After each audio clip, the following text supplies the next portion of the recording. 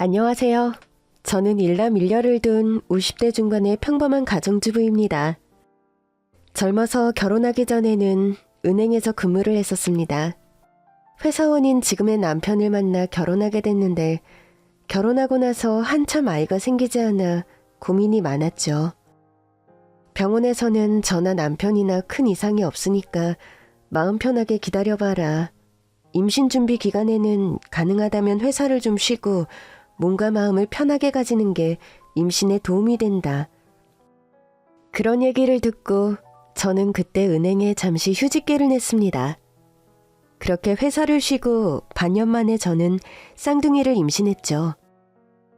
이란성 쌍둥이 아들과 딸을 임신해서 눈이 펑펑 내리던 크리스마스 이브 날, 저는 딸과 아들을 동시에 출산하는 행복과 행운을 누렸습니다.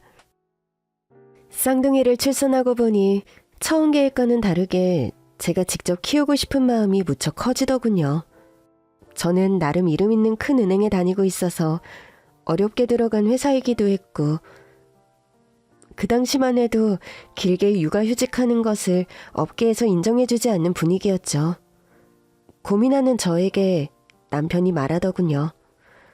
여보, 난 당신이 어떤 선택을 하든 응원할게. 그런데 돈 버는 것도 좋지만 당신이 우리 아기들 곁에서 엄마 노릇 해준다면 난 솔직히 그게 더 좋아. 그렇다고 당신 커리어 억지로 꺾을 생각이라는 건 아니고, 뭐가 됐든 당신이 선택하고 어떤 선택을 하든 최선을 다해서 나도 도울게. 전 고민을 하다가 무기한 휴직을 하고 아이들을 케어하는 길을 택했죠. 최대한도의 휴직을 끌어다 써서 쌍둥이 아이들을 케어하다 보니 결국 퇴사 수순을 밟을 수밖에 없었지만 지금도 제 선택에 큰 후회는 없답니다. 제가 엄마라는 역할이 적성에 맞아서인진 모르지만 쌍둥이 육아를 하면서 저는 세상에서 가장 행복한 순간들을 많이 보냈거든요. 아이들이 초등학교 갈 즈음에는 은행권의 작은 자리로 복귀할 수도 있었습니다. 경력단절의 기간이 커서 원래 하던 일보다 보수도 작고 어찌 보면 볼품없는 직이었지만 그래도 그때는 다시 일을 시작할 수 있다는 것에 의미를 두고 열심히 다녔죠. 그렇게 저는 워킹맘 생활을 하면서 아이들을 고등학교까지 보냈고 아이들이 대학에 갈 무렵에는 저도 회사를 퇴직해서 평범한 가정주부 생활을 했습니다. 워킹맘이긴 했지만 반백년 거진 넘어가는 제 인생을 돌아볼 때 아이들을 빼면 뭐 남는 것이 없는 인생입니다. 그만큼 아들과 딸은 제게 세상에서 가장 소중한 존재들이죠. 그런데 저에게 말 못할 아픔 하나가 있습니다. 이란성 쌍둥이로 태어난 제 아들과 딸, 아들아이가 1분 일찍 태어나서 그 애가 오빠이고 딸아이가 여동생이었죠. 살아생전 딸아이는 1분 차이 가지고 내가 여동생이어야 한다는 게 억울하다고 귀여운 투정을 부리곤 했습니다. 제 딸아이는 대학교 1학년 여름방학 어느 날 멀쩡하게 친구들과 영화를 보고 들어와서는 그 길로 현관문 앞에서 풀썩 쓰러졌습니다. 정신없이 119를 불렀고 응급실에 실려갔고 가능한 모든 조치를 취했음에도 딸아이는 그날 밤을 넘기지 못하고 하늘나라로 떠났습니다. 사인은 급성 뇌출혈. 원인도 알 수 없고 왜 갑자기 그때 딸아이가 그런 병에 걸렸는지 지금도 받아들일 수 없는 고통이고 충격입니다. 딸아이는 마치 자신이 그렇게 일찍 명을 달리할 것을 알기라도 한 것처럼 고등학교 때 사후 장기 기증 서약을 했더랍니다. 무슨 동아리 활동을 하면서 장기 기증에 관해 알게 됐다며 가족들을 모두 설득해서 그때 딸아이의 권유로 식구들 모두 장기 기증 서약을 했었죠. 그렇게 저희 예쁜 딸아이는 20살 꽃다운 나이에 자신의 건강한 장기들을 아픈 환자들에게 기증해주고 저희 곁을 떠났습니다. 그때의 충격과 슬픔은 어떤 말로 설명할 수 있을까요? 저희 집의 딸아이의 흔적이 지금도 여전히 그대로 곳곳에 남아 있습니다. 딸이 좋아하던 선인장, 화분, 즐겨 타던 실내 자전거, 낮잠 자기 좋아했던 흔들의자. 딸아이가 우리 곁을 떠난 지 3년이 넘어가지만 딸아이의 방도 그대로 두었답니다. 떠난 사람의 흔적을 너무 오래 붙잡고 있는 것이 좋지 않다고 방을 치우려 하는 사람들도 있었지만 제 생각은 그렇지 않았어요. 저희 딸이 결혼을 했거나 아이를 낳은 것도 아니고 그렇게 저희 식구들이 딸아이가 쓰던 흔적들을 한순간에 치워버리면 저 세상에서 딸아이가 얼마나 서운할까. 자신을 벌써 잊어버린 줄 알고 속상해할 딸아이 얼굴이 선연해서 저는 차마 아직도 딸아이 방의 흔적들을 치우지 못하고 고스란히 두고 있었답니다. 그 애가 쓰던 침대, 책상, 옷장, 손때 묻은 소지품들. 처음엔 처연하게 그런 것들을 바라봤다면 이젠 담담하게 웃으면서 딸아이 방도 청소하고 가끔 딸아이가 그리울 땐 그 방에 들어가서 침대에도 누워보고 그래요. 처음엔 딸아이의 흔적에 너무 집착한다면서 저를 걱정하던 남편과 아들도 이제는 그러려니 합니다. 딸아이를 잃은 상처와 그리움을 다스리는 저만의 방식이라고 남편과 아들도 받아들인 듯합니다. 전 아직도 밤에 잠들기 전에는 딸아이 방에 들러서 한참 마음속으로 딸아이와 함께 얘기를 합니다. 선이야, 엄마가 오늘 오랜만에 동창회에 갔는데 그 잘난 척하는 엄마 동창 희숙이가 또 지 아들 자랑을 엄청 늘어놓더라. 선이에 비하면 딱히 자랑할 건덕지도 없는 아들이었는데 그냥 앞에서는 맞장구 쳐줬어. 엄마 잘했지?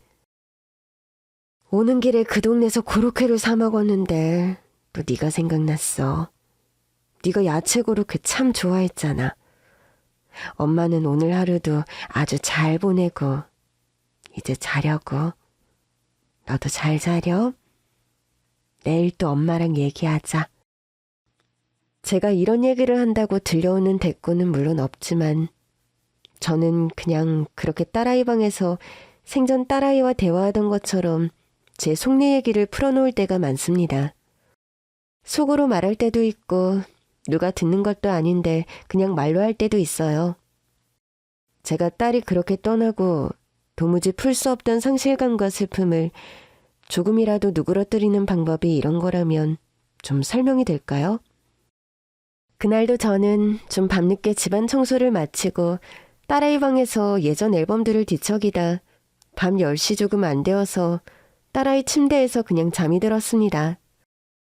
자기 전에 캔맥주를 2캔 정도 마신 탓인지 새벽에 요일을 느꼈고 부스럭거리며 자리에서 일어났죠. 그런데 딸아이 방문을 열고 화장실로 가려는데 거실에서 이상한 기척이 들리더군요. 아들은 친구들과 여행을 갔고 남편은 그때 해외 출장이라 집안에는 저 혼자뿐이었습니다. 집안에서 기척이 들려올 리가 절대로 없는데 거실에서 나는 분명한 인기척에 저는 순간 얼어붙고 말았죠.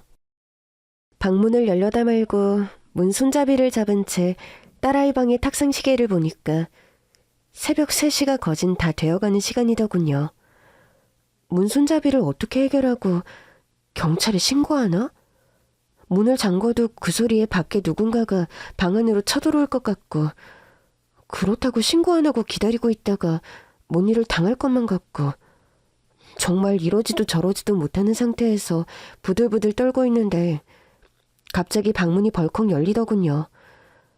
저는 너무 깜짝 놀라 비명을 지르면서 그 복면을 쓴 강도에게 거실로 끌려나갔습니다. 저는 기다시피 거실로 도망갔고 복면을 쓴 강도는 말없이 그런 저의 뒤를 쫓아오는 겁니다. 거실 소파 쪽으로 가서 저는 흐느끼며 벌벌 떨고 있었습니다. 정말 사람이 너무 겁에 질리니까 살려달라거나 신고 안 할 테니 해치지만 말아달라 그런 말조차 나오지 않더군요. 검은 복면을 쓴 그 모습 자체가 너무 무섭고 무슨 일이 생기면 어떻게 하지? 하는 노파심에 겁이 나서 숨이 제대로 쉬어지지 않을 정도였어요. 평소에 제가 좀 겁이 많은 편이기도 합니다. 강도는 우리 집에 뭐 훔쳐갈 만한 것이 없나 하는 제스처로 거실을 한번 쭉 훑어보더군요. 그리고 갑자기 거실 가운데에 걸려있는 가족사진 쪽으로 뚜벅뚜벅 걸어가는 겁니다. 거실불이 꺼져 있고 새벽이라 어두컴컴했는데 가족 사진을 한참 들여다보던 강도가 갑자기 거실에 전등불을 켜는 겁니다. 저는 도저히 영문을 알 수 없어 강도가 하는 양을 벌벌 떨며 지켜보기만 했죠. 환하게 거실등을 켠 강도가 가족 사진을 한참 뚫어지게 보더니 갑자기 제 앞에 엎드려 절을 하는 겁니다. 경찰서에 전화하세요. 저 자수합니다. 저는 도저히 어떻게 된 영문인지 알 수 없어 어리둥절 눈만 끔뻑거렸어요. 상황 파악을 못하는 저에게 강도는 아무 말 안 하더니 본인이 112에 전화를 걸어 신고를 하는 겁니다. 강도가 직접 경찰서에 전화를 하고 저 스스로 강도가 들었다고 신고하는 기이한 광경을 저는 목격하고 있었죠. 저는 그렇게 상황 파악이 안 된 상태에서 집 안으로 들이닥친 경찰과 그 강도와 함께 경찰서로 갔습니다. 놀란 마음을 진정할 새도 없이 경찰서에 도착하자마자 그 강도는 복면을 벗었는데 생각보다 너무 앳된 얼굴에 저는 일단 좀 놀랐습니다. 20살도 채 안 되어 보이는 잘해봐야 고등학교 1학년 아니면 2학년으로 보이는 학생이 분명했어요. 나이도 어린 남자애가 왜 이런 일을 벌였을까 궁금증이 일었습니다. 경찰들은 저에게 다친 곳이 없느냐고 물어봤고 저는 딱히 다친 곳도 없고 훔쳐간 물건도 없고 경찰에 신고를 스스로 한 것도 저 어린 남학생이 스스로 한 것이라고 말했습니다. 죄송합니다. 제가 은혜도 모르고 정말 배은망덕하기 짝이 없는 범죄를 저질렀어요. 제발 저를 용서해 주세요. 정말이지 너무 죄송합니다. 어린 강도는 갑자기 그런 말을 하면서 서럽게 통곡하기 시작하는 겁니다. 저는 이게 대체 무슨 일인가 싶어 그 어린 강도의 얼굴을 가만히 들여다보았어요. 복면을 벗은 얼굴을 가만히 보고 있자니 어디선가 한번 본 듯한 낯익은 얼굴이었습니다.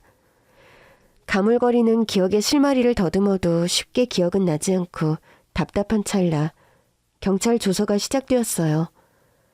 그리고 경찰 조서가 시작되고 듣게 된 그 어린 강도의 사연은 경찰서에 있던 모든 사람들을 눈물바다에 빠지게 만들었습니다. 알고 보니까요, 어린 강도, 그러니까 그 남학생은 3년 전 제 딸이 뇌출혈로 하늘나라로 떠났을 때 장기기증을 해준 수여자의 아들이었습니다. 그래서 복면을 벗은 얼굴을 보고 제가 낯이 좀 익었던 겁니다. 그 남학생은 어려서부터 아빠와 할아버지와 함께 살았다고 합니다. 남학생의 엄마는 남학생을 낳다가 돌아가셨다고 해요. 그렇게 부자는 아니었지만 그렇다고 아주 가난한 살림도 아니었는데 몇 년 전 남학생의 아빠가 심장병에 걸렸고 아빠가 실직이 된 데다가 막대한 병원비로 그때부터 가세가 기울었다고 합니다. 그래도 그땐 할아버지라도 정정하셔서 어떻게든 살림이 꾸려가졌는데 남학생의 아빠는 저희 딸의 심장을 이식받고 건강을 기적적으로 회복했다고 합니다. 해서 투병하기 전에 택시 운전을 하던 남학생의 아빠는 다시 일도 시작하고 한동안 문제없이 행복하게 잘 살았다고 합니다. 그런데 심장이식 수술을 받고 몸을 회복하고 택시 운전을 시작한 지 얼마 안 되어서 남학생의 아빠는 불행히도 큰 교통사고를 당하고 말았답니다. 그동안 투병하느라 집안 경제가 말이 아니었고 일을 빨리 메꾼다고 서둘러 일을 다시 시작한 거였는데 택시 일을 재개한 지 얼마 안 돼 큰 교통사고를 당하는 바람에 하반신이 마비되어 운전하지 못하는 몸이 되고 만 겁니다. 설상가상 남학생의 할아버지까지 폐암 선고를 받게 되면서 남학생은 어느 날 갑자기 집안의 경제를 책임져야 하는 소년 가장이 되어버리고 만 것이죠. 또 폐암이라는 것이 예후도 안 좋지만 약값이 보험 처리도 안 되는 바람에 약을 복용하려면 천문학적인 돈이 든다고 하네요. 1년으로 따지면 거의 7천만 원 상당한 금액이 드는데 남학생의 가정 형편에 택도 없이 큰 금액인 게 사실이었습니다. 그렇다고 피를 토하며 기침을 하는 할아버지를 보면서 한 번이라도 약을 복용하게 하고픈 남학생이었죠. 남학생, 그러니까 경수는 어떻게든 할아버지를 살리고 싶은 마음에 야간 경비 일을 하다가 우발적인 범행을 저지르게 되었던 겁니다.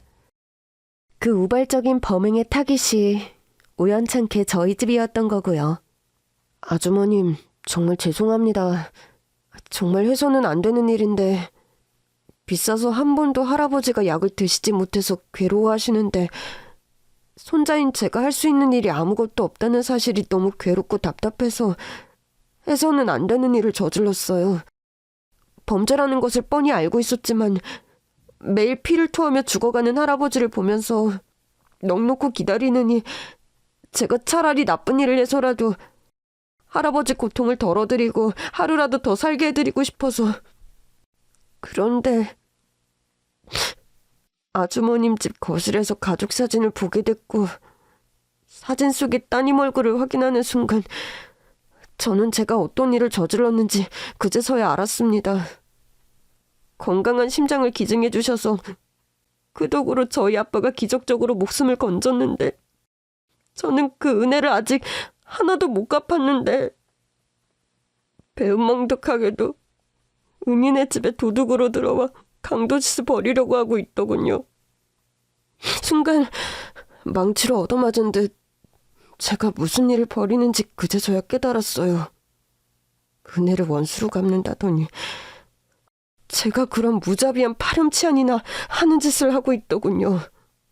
정말 죄송합니다. 죄송하다는 말밖에는 제가 정말 이제 드릴 말씀이 하나도 없어요. 경수는 요사이 아빠와 할아버지를 먹여 살리고 병원비를 마련한다고 하루에 3개가 넘는 아르바이트를 하고 있었습니다. 새벽 우유 배달과 택배일, 그리고 야간 경비 아르바이트까지. 그럼에도 공부 욕심이 커서 틈틈이 문제집도 보고 책도 보는데 그렇게 짬을 내어 공부를 한다는 것이 말이 쉽지 절대 쉬운 일이 아니죠. 하루가 24시간이 아니라 48시간이었으면 좋겠다고 하루에도 몇 번씩 생각했다는 경수 말을 듣고 있자니 참 안쓰럽고 울컥한 마음이 드는 것이 사실이었습니다. 경찰 조서를 받으며 그간의 이야기를 풀어내던 경수는 이야기 끝에 갑자기 코피를 쏟았습니다. 보니까 잠도 제대로 자지 못하면서 일하랴, 할아버지 케어하랴, 공부하랴.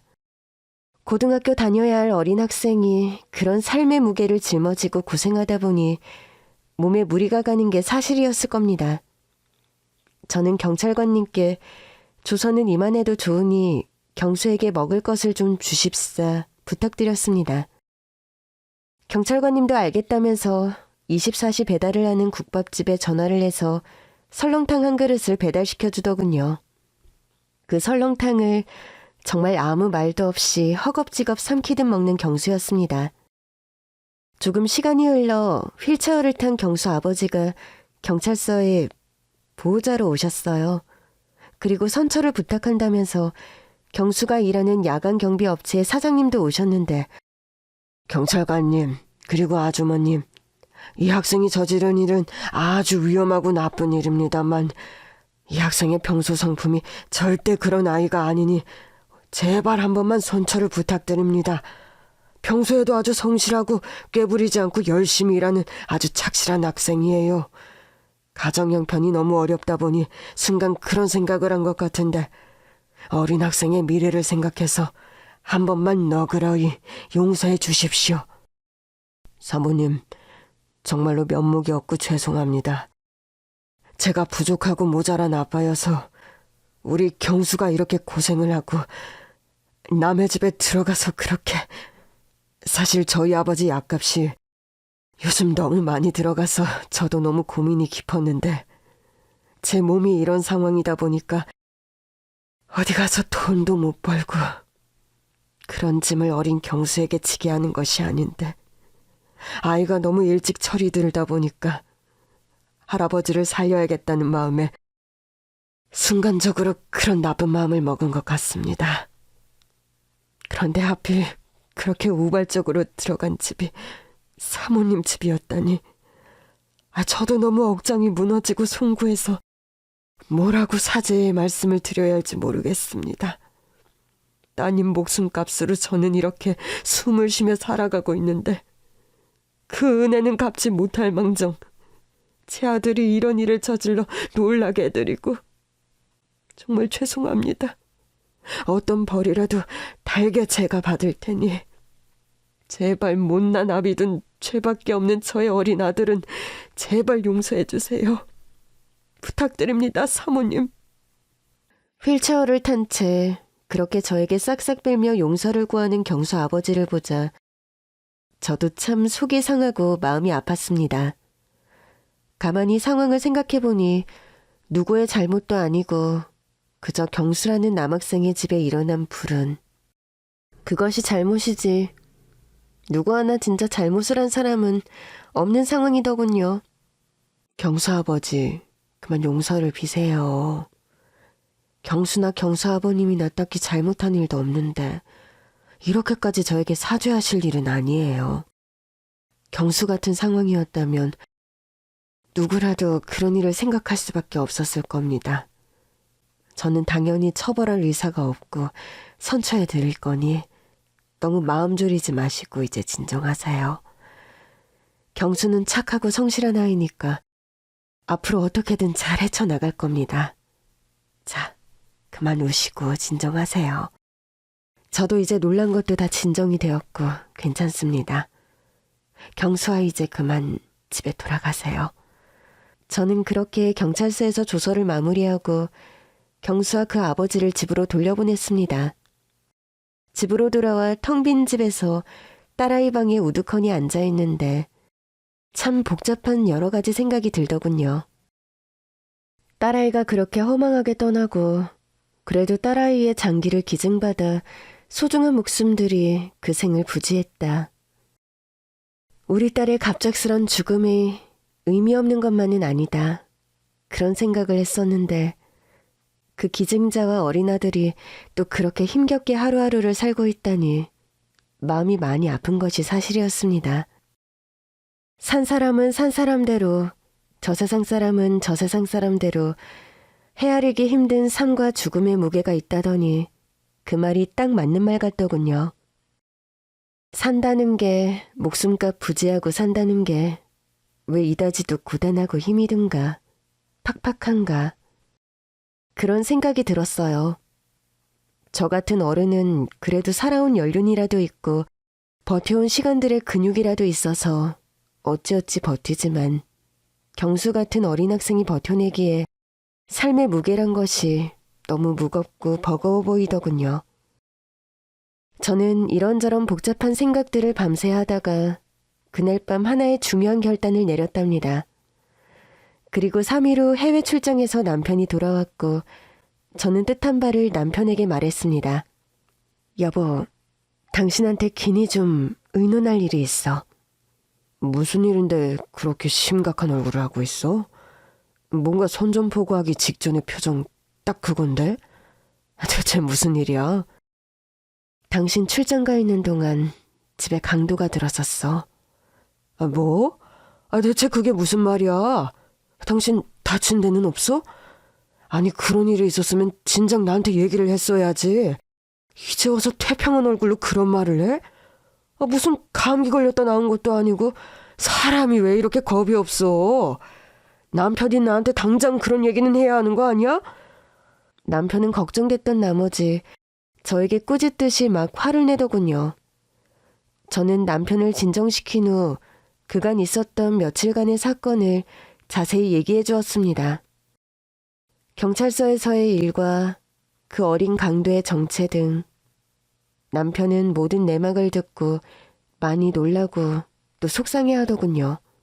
그래서 말인데 여보, 우리 선희 사망보험금 말이야. 우리 그 돈 어떻게 해야 할지 그동안 의논 많이 했지만 어떻게 써야 할지 아직도 결론 못 내리고 있던 돈. 그 생명보험금 경수 할아버지 병원비 하라고 도와주는 거 어떨까?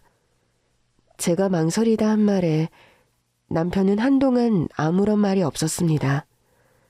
딸 목숨값으로 나온 돈이라고 사실 딸이 저 세상으로 떠나며 나온 보험금이 있었는데 저희 부부는 아직도 이 돈을 어떻게 어디에 써야 할지 몰라 그저 통장에 보관만 하고 있었습니다.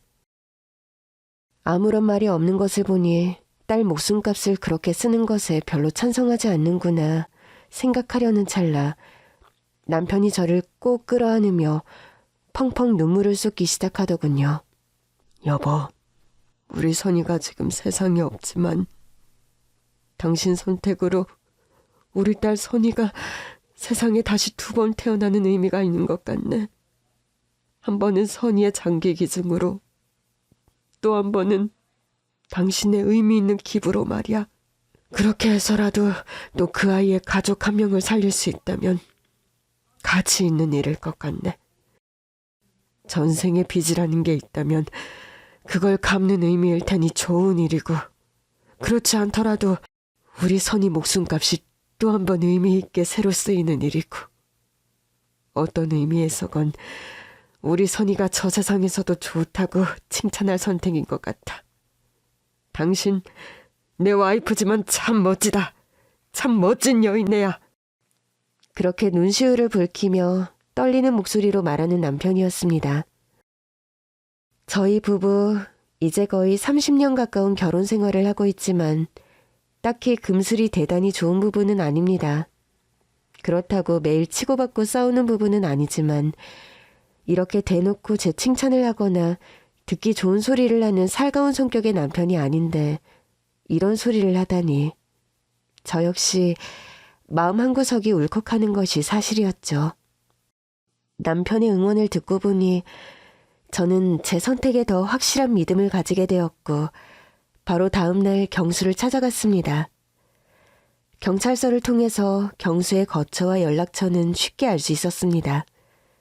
경수는 그날도 택배 포장 아르바이트를 하느라 정신이 없더군요. 택배업체 사장에게 잠시 양해를 구하고 경수를 데리고 근처 식당으로 갔습니다. 그날도 끼니를 제대로 챙기지 못한 탓인지 경수는 제가 사주는 돼지갈비를 아주 맛있게 먹더군요. 경수야, 천천히 먹어라. 그렇게 허겁지겁 먹다가 체하겠다. 죄송해요, 아주머니. 제가 시간에 정해진 일을 하는 처지라 후딱 먹고 들어가 봐야 한다는 강박 때문에 그만. 예의도 모르고 제가 너무 급하게 먹었네요. 죄송합니다. 아니야. 나는 그런 뜻에서 한 소리가 아니라 고기 먹는데 그렇게 빨리 먹다가 체할까봐 걱정돼서 그랬어. 그리고 사장님께는 아주머니가 잘 말씀드려 놓았으니까 괜찮을 거야. 참, 오늘 제게 꼭 하고 싶다는 말씀이 뭐세요? 다름이 아니라 듣자 하니 네 할아버지 약값이 엄청나게 많이 나온다면서? 보험 처리가 안 돼서 통증이 심하신데도 약도 없이 힘들게 참으면서 투병하신다는 소리를 들어서 아줌마가 도움을 좀 주고 싶어서 찾아왔어. 아니에요, 아주머니. 꿈에라도 설령 그런 말씀은 마세요. 안 그래도 아주머니 댁에 받은 은혜가 이만저만이 아닌데 그런 패까지 끼칠 수는 없어요. 절대로요. 나한테 패가 되는 일 같았다면 너를 이렇게 직접 찾아오지도 않았어. 내 딸 선이, 너도 그의 이름은 알고 있지? 그럼요. 누나 이름이 박선이. 그 3글자 이름은 제가 죽을 때까지 이 가슴 속에 박아놓을 이름인걸요. 저희 아빠를 살려주신 은인의 이름인데 제가 어떻게 그 이름을 잊을 수 있겠어요. 선이가 그렇게 황망하게 떠나면서 꽤 거금의 보험금을 남기게 되었단다.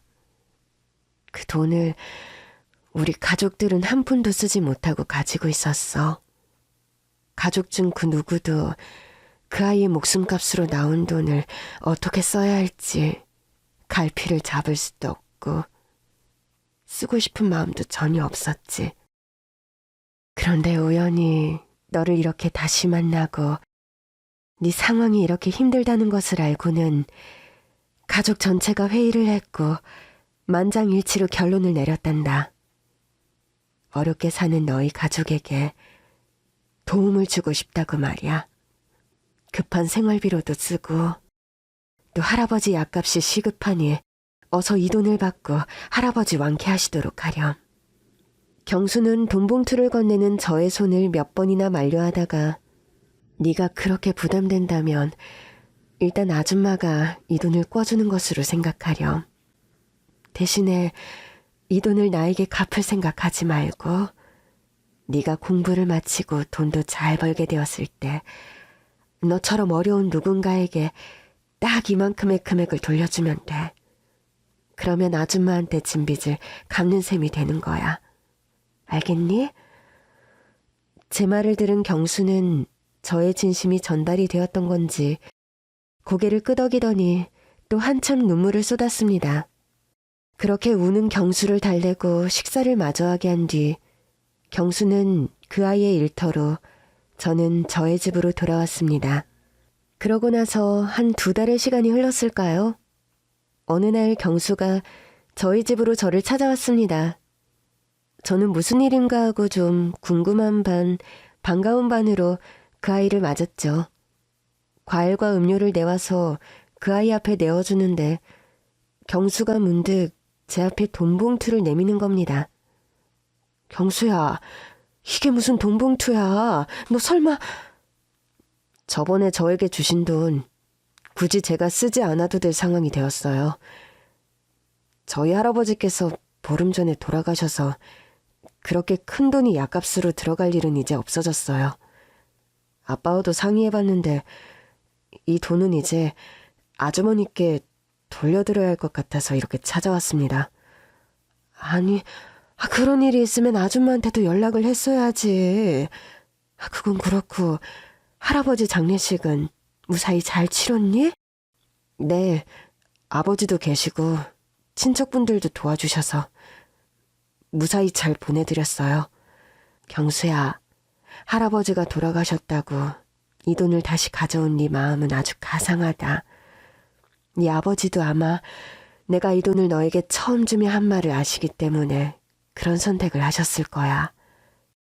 그렇지만 이 돈을 아줌마가 다시 받을 생각은 없구나.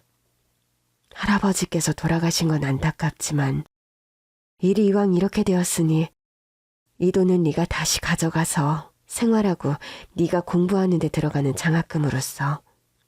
듣자 하니 경수 너는 공부도 제법 잘했고 공부 욕심도 많은 것 같던데 공부는 특히 때를 놓치면 다시 따라잡기가 버겁고 힘이 든다. 학생은 공부를 해야 하니까 지금 네가 하는 택배니 야간 경비니 그런 일은 좀 관두고 공부에 매진해서 네가 목표하는 대학에 합격하는 게 어떻겠니? 우리가 너에게 준 그 돈이 그런 식으로 너에게 보탬이 되는 것도 우리 입장에선 충분히 큰 의미가 있을 것 같구나. 경수는 몇 번째 의사를 거절하다가 뭔가를 깊게 생각하더니 그러겠다고 하면서 너무 감사하다는 인사를 하며 고개를 꾸벅 숙이더군요. 그렇게 그냥 가려는 그 아이를 잡아 세우곤 냉장고에 있던 밑반찬들을 꺼내서 몇 가지 싸주었습니다. 장조림하고 멸치볶음이야. 오래 두고 먹을 수 있는 반찬이니까 입맛 없을 때 밥만 해서 아버지랑 같이 먹으렴. 아주머니 정말 감사합니다. 아주머니께 늘 감사합니다란 말 외엔 할 수 있는 말이 없다는 게 참 속상합니다. 다음번엔 감사합니다란 말 말고 다른 드린 말씀이 있을 때 꼭 찾아뵐게요. 그래, 다음번에 만날 때는 더 좋은 소식 가지고 아줌마 보러 와. 네가 날 다시 찾아오는 날은 아줌마도 기다리고 있을게. 그렇게 경수와 인사를 하고 헤어졌습니다. 양손에 반찬꾸러미를 들고 집으로 총총히 사라지는 그 아이의 뒷모습이 한동안 제 뇌리 속에서 쉽게 잊혀지지 않더군요. 어린 나이에 짊어져야 할 삶의 무게가 만만치 않은데도 늘 씩씩하고 강단 있게 헤쳐나가고 버텨나가려는 그 아이의 의지가 참 대견스럽고 응원해주고 싶은 마음이 드는 것이 사실이었습니다. 그렇게 경수와 마지막 만남 이후 한 1년쯤 흘렀을까요?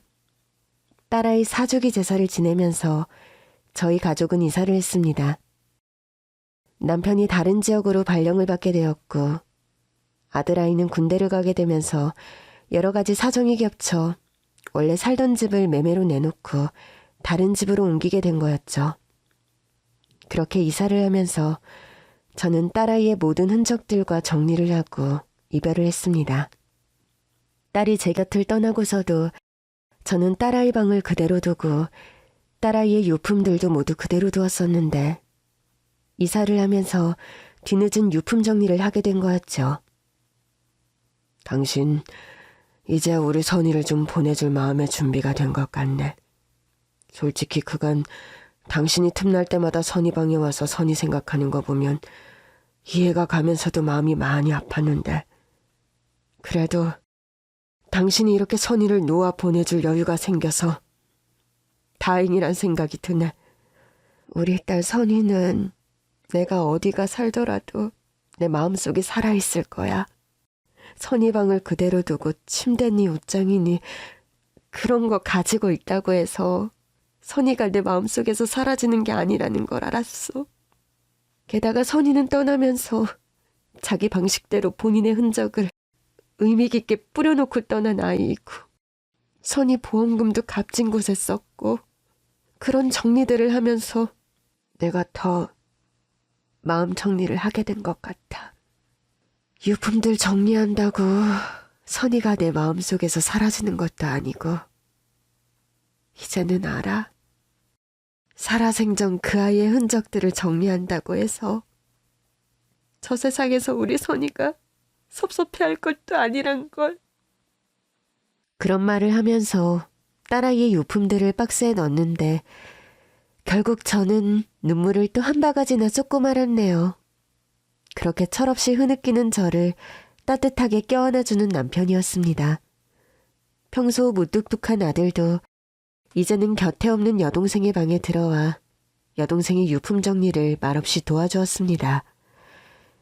그날 밤 저의 가족들은 아무 말이 없었지만 그 어느 때보다 사무치게 저희 딸아이 선이를 그리워하고 마음속에 생생하게 떠올리고 있다는 것을 서로가 다 알 수 있었죠.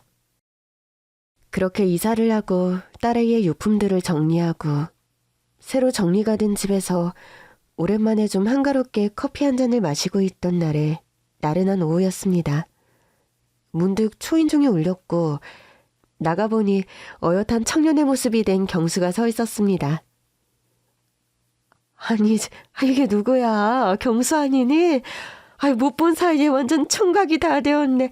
어서 들어와. 너무 반갑다. 저는 그렇게 반가운 마음에 경수를 환대했고 그 아이는 좀 쑥스럽게 웃으며 한 손에 들고 온 과일 바구니를 내밀더군요. 저는 학생이 돈도 없을 텐데 뭐 이런 걸 다 사왔냐고 예의상의 타박을 하면서 기분 좋게 그 과일 바구니를 받아들었죠. 집에 들어와 다과를 들며 담소를 나누던 끝에 경수가 말하더군요. 아주머니, 사실 오늘은 좀 드릴 말씀이 있어서 찾아왔어요. 나한테 할 말이 있어? 그래, 무슨 일인지 한번 들어보자. 아주머니, 저 이번 대학 입시에서 결과가 좋았어요. 땡땡대학 경영학과에 수석으로 합격해서 4년 면제로 대학을 다니게 되었어요. 제가 입시에서 이런 결과를 얻을 수 있었던 건 모두 아주머니 덕분이에요. 제가 할아버지 약값에 쓰라고 제게 주신 돈을 돌려드리러 왔을 때 아주머니께서 그 돈으로 앞으로 열심히 공부하라고 하신 말씀에 그 말씀이 너무 마음에 사무치게 감사해서 이 악물고 악착같이 공부했어요. 그래서 이런 결과가 있게 됐고 너무 감사드린단 말씀 드리고 싶어서 이렇게 찾아왔습니다. 그런 말을 하면서 눈물이 글썽한 경수였습니다. 그 아이의 좋은 소식을 들으니 저도 덩달아 아주 마음이 기쁘고 울컥해지는 것이 사실이었습니다. 사실 딸아이가 갑작스럽게 세상을 떠나며 장기기증을 하게 되었을 때 누군가의 생명을 살리고 기회를 주고 있다는 실감조차 하나도 나지 않았습니다. 그저 우리 딸아이가 세상에 없다는 상실감에 다른 여력을 살필 여력조차 하나도 없었죠. 장기기증 절차가 끝나고 나서 경수의 할아버지와 경수가 우리 집을 찾아왔을 때 저희 남편과 아들은 그 두 사람을 만나 얘기도 나누고 했지만 저는 차마 그럴 용기가 나지 않아 방문 밖으로 나오지도 않았었습니다. 이제는 제 곁에 없는 제 딸아이의 일부가 다른 사람의 생명을 구했다는 사실이 자식을 잃은 어미의 입장에서는 그저 사무치고 억장이 무너지는 일에 지나지 않았기 때문이죠. 우리 아이가 세상을 떠나며 의미 깊은 일을 했다는 것을 머리로는 알겠는데 심정적으로는 마냥 뿌듯하고 행복할 수 없는 기분. 그런 복잡한 심정을 뭐라 설명해야 할까요? 나의 상실감과 슬픔에 함몰되어 어떤 그런 대의 같은 것도 돌아볼 여유가 하나 없었다는 것이 솔직한 심정이겠죠. 저는 대인배도 아니고 인류애적 사랑이 거창한 사람도 아니고 그저 평범한 엄마에 지나지 않으니까요.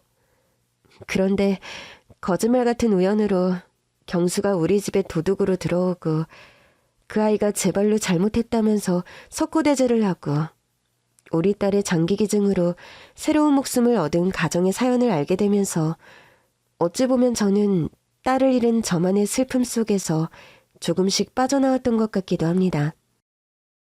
딸의 목숨값으로 평생을 부여받고 살아난 아빠와 그 아들. 그런데 또 그 아들에게 부과된 녹록치 않은 삶의 무게. 상실이 있는 사람이건 아직 상실을 겪지 않은 사람이건 살아가는 일의 무게가 누구에게나 만만치 않다는 것을 여실히 느끼면서 그냥 조금 어른스럽게 제 슬픔과 아픔을 받아들이게 되었던 것 같기도 합니다. 물론 여전히 딸이 떠난 빈자리는 제게 여전히 생생한 아픔의 생채기로 자리하고 있습니다. 부모가 떠나면 무덤에 묻고 자식이 떠나면 가슴에 묻는다는 옛말을 저는 어느 때보다도 절감하고 있으니까요. 생전 딸아이는 저와 목욕탕에 가는 것을 무척 좋아했습니다.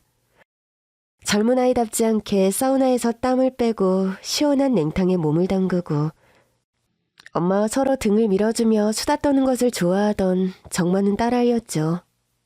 저와는 평소에 죽이 잘 맞고 성격도 잘 맞아서 둘이서 여행도 많이 다녔답니다. 엄마, 집안 남자들 다 빼놓고 엄마랑 둘이 놀러 오니까 너무 좋다. 손 많이 가는 성 가신 사람들 없이 딱 엄마랑 둘이 다니는 게 최고인 것 같아. 엄마, 우리 앞으로도 여행은 엄마랑 나 둘만 다니자? 그렇게 우스갯소리하며 저와 여행 다니는 것을 좋아하던 딸아이였죠. 갑작스레 세상을 떠나기 전 딸아이와 저는 둘이 떠나는 유럽 여행을 계획하고 있었는데 비행기표와 숙소까지 모두 정해놓고 그런 일이 생겨서 저는 딸아이 사후에 그 모든 과정들을 취소해야 했죠. 딸아이와 설레이며 여행을 계획하던 때의 일들이 새록새록 생각나서 얼마나 가슴이 무너졌던지 지금도 혼자 가끔 동네 목욕탕을 가면 딸과 같이 목욕을 온 모녀지간이 많이 보이죠. 그럴 때마다 참 부럽고 사무치는 마음이 많이 듭니다.